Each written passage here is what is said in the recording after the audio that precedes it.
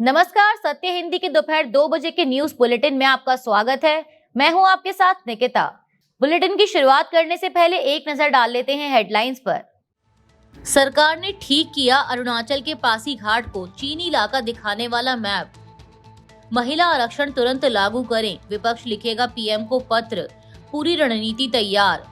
मोदी जी ने कांग्रेस का नाम 59 बार लिया, महिलाओं को मुश्किल से कुछ बार। मल्लिकार्जुन खड़गे। दिल्ली यूनिवर्सिटी छात्र संघ के प्रमुख और एबीवीपी कार्यकर्ताओं ने जबरदस्ती गार्गी कॉलेज में किया प्रवेश। हिजबुल्लाह के नेता ने अमेरिका द्वारा जारी सीज फायर दस्तावेज को किया खारिज। भारत के रजिस्ट्रार जनरल ने अरुणाचल प्रदेश के पासीघाट को गलत तरीके से चीनी शहर मेडोंग दिखाए जाने वाले मैप विवाद को सुलझाने की जानकारी दी है। आरजीआई ने शनिवार को कहा कि अरुणाचल प्रदेश के पूर्वी सियांग जिले में पासीघाट को चीनी शहर मेडोंग के तौर पर दिखाने वाले एक सेल्फ एन्यूमरेशन मैप से जुड़ा मामला सुलझा लिया गया है।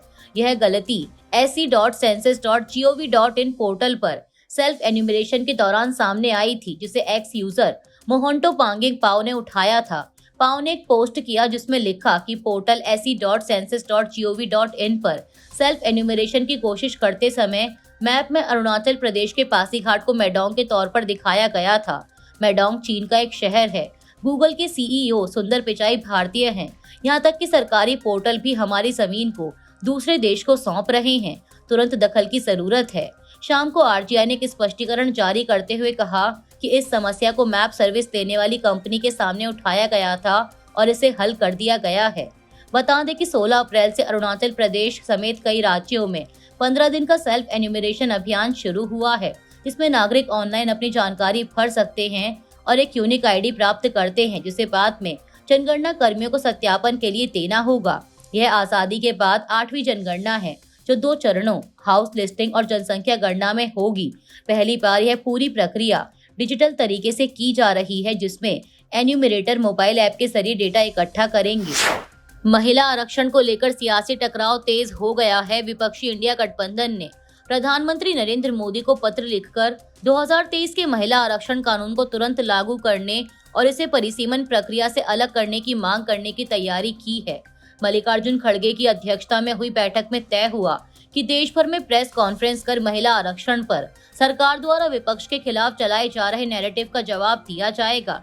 तेलंगाना के मुख्यमंत्री रेवंत रेड्डी ने आरोप लगाया कि बीजेपी महिला आरक्षण के जरिए संविधान और चुनावी ढांचा बदलना चाहती है। जयराम रमेश ने भी सरकार की नीयत पर सवाल उठाए और कहा कि कानून को लागू करने में देरी जानबूझकर की गई। विपक्ष का कहना है कि वे आरक्षण के पक्ष में हैं, लेकिन डिलिमिटेशन के जरिए राजनीतिक संतुलन बदलने का विरोध करते हैं। महिला आरक्षण विधेयक को लेकर प्रधानमंत्री नरेंद्र मोदी के राष्ट्र के नाम संबोधन के बाद राजनीतिक विवाद और तेज हो गया है। कांग्रेस अध्यक्ष मल्लिकार्जुन खड़गे ने आरोप लगाया कि मोदी ने अपने भाषण में कांग्रेस का 59 बार जिक्र किया, जबकि महिलाओं का नाम मुश्किल से कुछ ही बार लिया, जिससे उनकी प्राथमिकता स्पष्ट होती है। उन्होंने से प्रधानमंत्री पद की गरिमा को गिराने वाला करार दिया और 3 मांगे रखी। पहली, तुरंत 33% आरक्षण लागू किया जाए, इसे परिसीमन से अलग रखा जाए और प्रधानमंत्री देश की जनता से माफी मांगे। संसद में महिला आरक्षण विधेयक पारित न होने के बाद प्रधानमंत्री नरेंद्र मोदी ने कल शनिवार को देश को संबोधित करते हुए महिलाओं से माफी मांगी और विपक्ष यानी कांग्रेस, टीएमसी, डीएमके और समाजवादी पार्टी पर छोटी राजनीति का आरोप लगाया। उन्होंने कहा कि इन दलों ने महिलाओं के सपनों को कुचल दिया और संसद में बिल गिरने पर खुशी जताई। पीएम मोदी ने इसे महिलाओं के सम्मान पर हमला बताते हुए चेतावनी दी कि महिलाएं इसका जवाब देंगी। वहीं विपक्ष का कहना है कि वे आरक्षण के खिलाफ नहीं, बल्कि उससे जुड़ी परिसीमन प्रक्रिया के विरोध में है, जिससे दक्षिणी राज्यों का प्रतिनिधित्व प्रभावित हो सकता है। बता दें कि इस 131वें संवैधानिक संशोधन विधेयक में संसद और विधानसभा में महिलाओं के लिए 33% आरक्षण के साथ लोकसभा की सदस्य संख्या को 543 से बढ़ाकर अधिकतम 850 करने का प्रावधान था। लोकसभा में पेश इस बिल को 298 वोट समर्थन और 230 विरोध में मिले, लेकिन 2/3 बहुमत यानी 352 वोट न मिलने से यह पास नहीं हो सका। दिल्ली यूनिवर्सिटी के गार्गी कॉलेज में कथित तौर पर जबरदस्ती घुसने की घटना के बाद सियासी विवाद खड़ा हो गया है। रिपोर्ट्स के मुताबिक आर्यन मान, डीयूएसयू अध्यक्ष और अखिल भारतीय विद्यार्थी परिषद के कुछ सदस्य कॉलेज परिसर में पहुंचे, लेकिन नियमों के तहत पुरुषों के प्रवेश पर रोक होने के कारण उन्हें अंदर जाने से मना कर दिया गया। इसके बावजूद वे कथित तौर पर जबरन अंदर घुस गए। यह मामला छात्र संघ चुनाव से जुड़ा बताया जा रहा है, जहां एक उम्मीदवार ने निष्पक्षता पर सवाल उठाए थे। पुलिस ने मौके पर पहुंचकर हस्तक्षेप किया और संबंधित लोगों को बाहर निकाला, जबकि छात्रों ने विरोध में नारे लगाए। इस घटना पर आम आदमी पार्टी ने बीजेपी और एबीवीपी पर निशाना साधते हुए छात्राओं की सुरक्षा को लेकर गंभीर सवाल उठाए हैं। वहीं पुलिस का कहना है कि कोई बड़ी अप्रिय घटना सामने नहीं आई और चुनाव शांतिपूर्ण ढंग से संपन्न हुआ।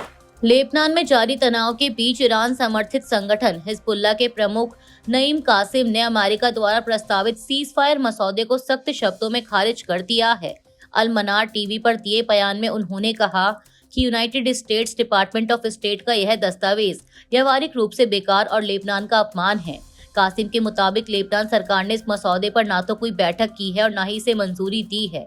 अमेरिकी मसौदे में 10 दिन के युद्ध विराम को इसराइल की ओर से शांति वार्ता के लिए पहल बताया गया है। साथ ही उसे किसी भी संभावित हमले के खिलाफ कार्रवाई का अधिकार दिया गया है, लेकिन लेबनान या हिजबुल्लाह के अधिकारों का जिक्र नहीं है। कासिम ने कहा कि असली युद्ध विराम का मतलब सभी तरह की हिंसा का पूर्ण अंत होना चाहिए और यदि कोई उल्लंघन होता है तो हिजबुल्लाह उसका जवाब देगा।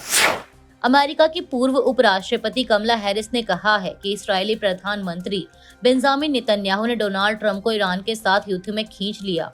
कमला हैरिस ने शनिवार को एक फंड रेजिंग प्रोग्राम में बोलते हुए कहा कि वह यानी ट्रंप एक युद्ध में गए, नेतन्याहू ने उन्हें उसमें खींच लिया।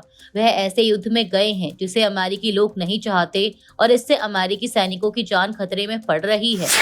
दक्षिणी लेबनान में जारी तनाव के बीच इस्राइल डिफेंस फोर्सेस यानी आईडीएफ ने बताया कि झड़पों में एक और इस्राएली सैनिक की मौत हो गई और 9 अन्य घायल हुए हैं, जिनमें एक की हालत गंभीर है। 17 अप्रैल को घोषित 10 दिन के युद्ध विराम के बावजूद यह दूसरी मौत है, जिससे हालात की नाजुकता सामने आई है। 6 हफ्तों की लड़ाई में अब तक 15 इस्राएली सैनिक मारे जा चुके हैं। वहीं लेबनान में अंतर्राष्ट्रीय शांति मिशन के तहत तैनात एक फ्रांसीसी सैनिक की भी मौत हो गई और 3 अन्य घायल हुए। फ्रांस के राष्ट्रपति इमैनुअल मैक्रोन ने इस घटना की पुष्टि की, जबकि यूनाइटेड नेशंस के महासचिव एंटोनियो गुटेरेस ने हमले की निंदा की। शुरुआती जांच में हमले के पीछे हिजबुल्लाह का हाथ होने की आशंका जताई गई है, हालांकि संगठन ने इसमें शामिल होने से इनकार किया है।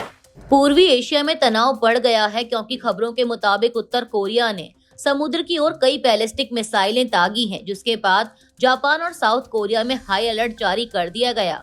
अल जजीरा ने दक्षिण कोरियाई सेना के हवाले से बताया कि ये मिसाइलें पूर्वी तटीय शहर सिनपो के स्थानीय समय अनुसार सुबह लगभग 6:10 पर दागी गई। जापान के प्रधानमंत्री सनाए तकाइची ने कहा कि माना जा रहा है कि ये वस्तुएं, जो संभवतः बैलिस्टिक मिसाइलें हैं, जापान के विशेष आर्थिक क्षेत्र के बाहर ही गिरी हैं और इस समय जापान, संयुक्त राज्य अमेरिका और दक्षिण कोरिया जानकारी का विश्लेषण करने के लिए आपस में मिलकर काम कर रहे हैं। दक्षिण कोरिया ने भी आपातकालीन सुरक्षा बैठक बुलाई है।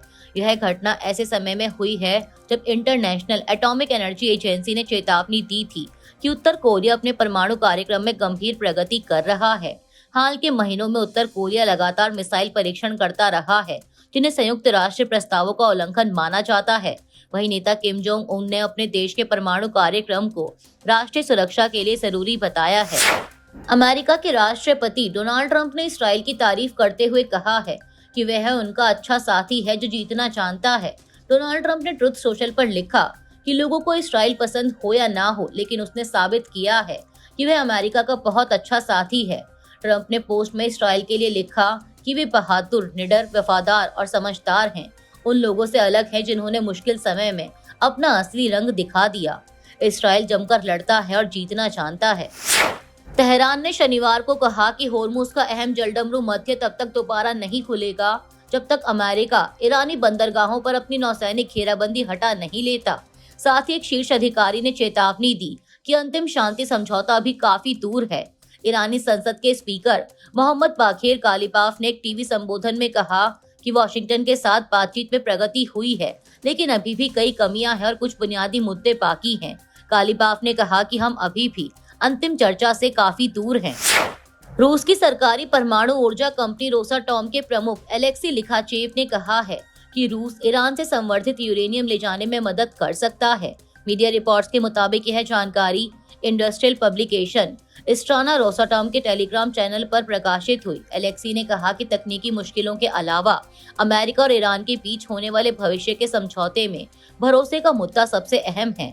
इस मामले में सिर्फ रूस के पास ईरान के साथ अच्छे सहयोग का अनुभव है। 2015 में ईरान के कहने पर हम पहले भी संवर्धित यूरेनियम ले गए थे और आज भी हम इसमें मदद करने के लिए तैयार हैं। दरअसल 2 दिन पहले डोनाल्ड ट्रंप ने कहा था कि ईरान के साथ समझौता बहुत नजदीक है। उन्होंने दावा किया कि ईरान ने लगभग 440 किलो संवर्धित यूरेनियम देने पर सहमति जताई है, लेकिन ईरान के विदेश मंत्रालय के प्रवक्ता ने यूरेनियम देने के दावे को नकार दिया।